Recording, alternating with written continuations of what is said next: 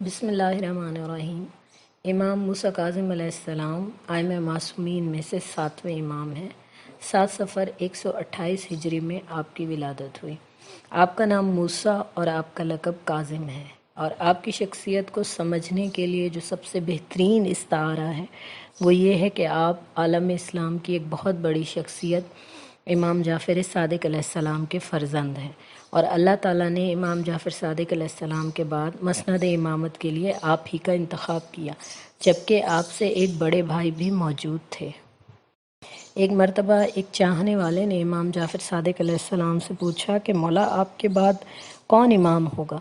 तो आपने उससे कहा कि देखो अभी मेरे बच्चे जो हैं वो खेल रहे हैं, घर में आ जा रहे हैं, तो तुम मेरे बच्चों पर नज़र रखो, तुम्हें खुद समझ में आ जाएगा। तो इतने में उस शख्स ने देखा कि इमाम के बेटे घर में तशरीफ़ लाए और इमाम मूसा काज़िम अलैहिस्सलाम के हाथ में एक बकरी के बच्चे की रस्सी थी और आप उस बकरी के बच्चे से कह रहे थे कि अपने खुदा को सजदा कर, अपने रब को सजदा कर। और जितनी बार आप ये बात कहते, बकरी का बच्चा उतनी ही मर्तबा सर को सजदे में रख कर सजदा करता।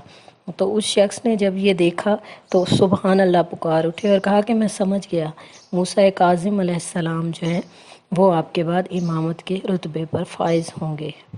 आपकी अज़मत और शान की एक दलील ये भी है कि इमाम अबू हनीफ़ा जो आलम इस्लाम के बहुत बड़े इमाम हैं, वो आपके वालिद मोहतरम के बारे में कहते थे कि अगर मैं वो 2 साल जो मैंने उनकी खिदमत में गुजारे, उनसे तहसील इल्म में गुजारे, अगर वो ना होते तो मैं हलाक हो जाता, अबू नौमान हलाक हो जाता।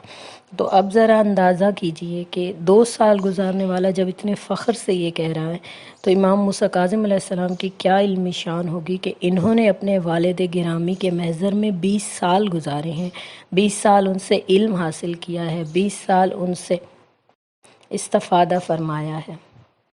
आप इंतहाई साबिर और शाकिर और खुदा के इबादत गुज़ार इमाम हैं, इसीलिए तो आपका लक़ब काज़िम है, जिसका मतलब है कि गुस्से को पी जाने वाला।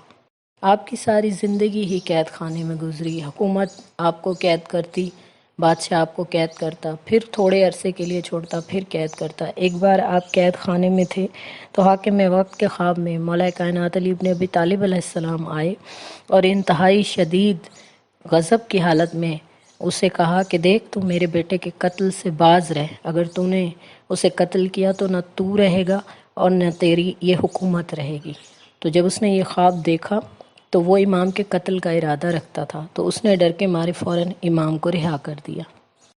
आपका एक लक़ब बाबुल हवाइज भी है, क्योंकि आपके दर पर, आपकी कब्र मुबारक पर हाजतें कबूल होती हैं। मुसलमानों के बहुत बड़े इमाम इमाम शाफ़ी ये कहते हैं और बारहा कहते थे कि जब भी मुझे कोई शदीद मुश्किल पेश आती या मेरी कोई ऐसी हाजत होती जो कहीं से पूरी नहीं हो रही होती या मेरी कोई मुश्किल हल नहीं हो रही होती, तो मैं कब्र इमाम मूसा काज़िम अलैहिस्सलाम पे जाकर, वहाँ जाकर उनका तवस्सुल करके अल्लाह से दुआ करता, तो वो मेरी हाजत फ़ौरन ही कबूल हो जाती और वो मुश्किल फ़ौरन दूर हो जाती।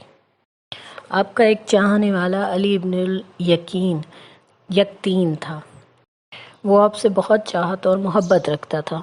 तो हाकिम वक्त की भी उस पर नज़र करम थी। तो उसने इमाम से पूछा कि हाकिम वक्त मुझे अपने दरबार में बुलाना चाहता है, क्या मैं जाऊं या न जाऊं। तो इमाम ने कहा कि तुम ज़रूर जाओ, इस तरह तुम दरबार के हालात पर नज़र रख सकोगे।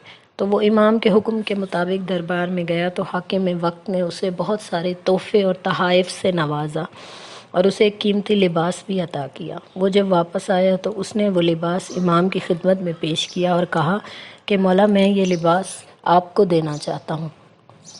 तो इमाम ने उसका चेहरा देखा और कहा कि इस लिबास को अपने पास रखो, मुझे मत दो, क्योंकि एक दिन ये तुम्हारे काम आएगा। तो उसने हुक्म इमाम समझ के वो लिबास वापस अपने पास रख लिया।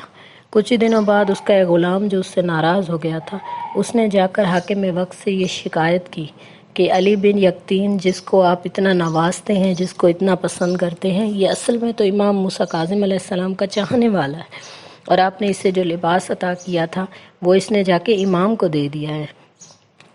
तो हाकिम वक्त बड़ा गज़बनाक हुआ और उसने अली बिन यकीन को बुलाया और कहा कि हमने जो तुम्हें लिबास दिया था वो कहाँ है, वो हमें वापस चाहिए। تو علی بن یقطین نے کہا کہ میرے گھر میں جاؤ اور وہ لباس فلاں صندوق میں فلاں جگہ رکھا ہوا ہے۔ تو جب سپاہی گئے تو انہوں نے دیکھا کہ وہ لباس اسی طرح اسی جگہ پہ موجود تھا، تو انہوں نے وہاں سے وہ لباس لائے اور لا کے حاکم وقت کو دیا۔ اب جو حاکم وقت نے یہ دیکھا تو اس شکایت لگانے والے غلام سے کہا کہ تم اتنے اچھے انسان پر جھوٹ اور تہمت لگاتے ہو، اب تمہیں 1000 کوڑوں کی سزا دی جائے گی۔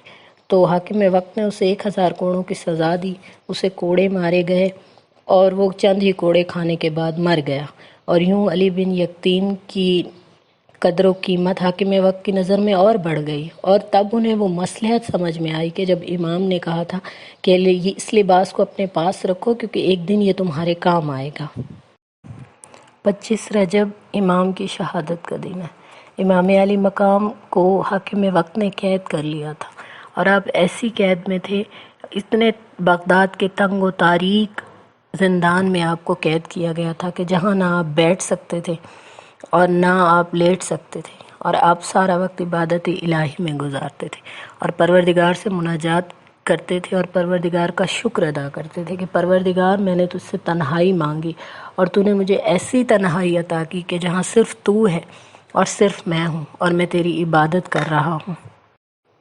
آپ نے 14 سال تک اس تنگ و تاریک قید خانے میں گزارے، 14 سال تک پروردگار کی عبادت کرتے رہے، جہاں آپ رکوع کرتے تھے آپ بیٹھ بھی نہیں سکتے تھے، لیٹ بھی نہیں سکتے تھے، اور آخر 25 رجب کے دن حاکم وقت نے آپ کو کھانے میں زہر ملا کے دے دیا، اور اللہ کی رضا کے مطابق آپ کی شہادت ہو گئی۔ اس نے آپ کی میت کو زنجیروں اور بیڑیوں سمیت بغداد کے پل پر رکھوا دیا تاکہ لوگوں پر میرا رعب اور دبدبہ قائم رہے اور لوگوں کو یہ پتہ چلے کہ جس سے میں دشمنی اختیار کرتا ہوں یا جو مجھے ناپسند ہوتا ہے اس کا یہ انجام ہوتا ہے۔ تو کوئی بھی امام کو رونے والا نہیں تھا، امام کا جنازہ اٹھانے والا کوئی نہیں تھا۔ بغداد کی پل پر سے کچھ مزدور گزر رہے تھے، انہوں نے دیکھا اور انہوں نے لاوارث سمجھ کر امام کا جنازہ اٹھایا۔ انہوں نے ایک بیڑیاں کاٹنے والے کو بلایا، اس نے بیڑیاں کاٹیں اور انہوں نے غسل و کفن کا انتظام کیا۔